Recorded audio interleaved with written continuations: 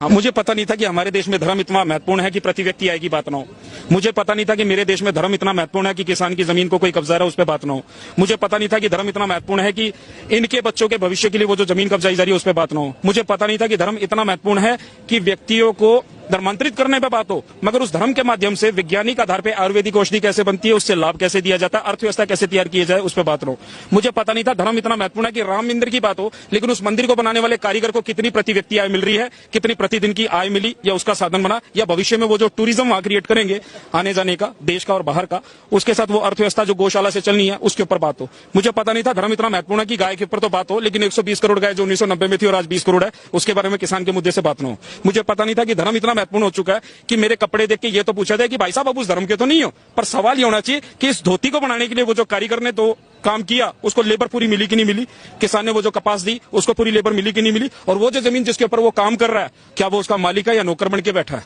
क्या इस धोती को बनाने वाला इंडस्ट्रियलिस्ट आएगा जो हमारे लिए कीमत निर्धारित करेगा पार्लियामेंट के नाम से। मुझे पता नहीं था कि धर्म इतना महत्वपूर्ण हो चुका है कि धर्म के ही लोग आज हमें ये बताएंगे कि किसान के साथ खड़ा होने वाला तो अधार्मिक है और जो पार्लियामेंट के साथ खड़ा हो गया तो वो धार्मिक हो गया। मुझे पता नहीं था कि धर्म इतना महत्वपूर्ण है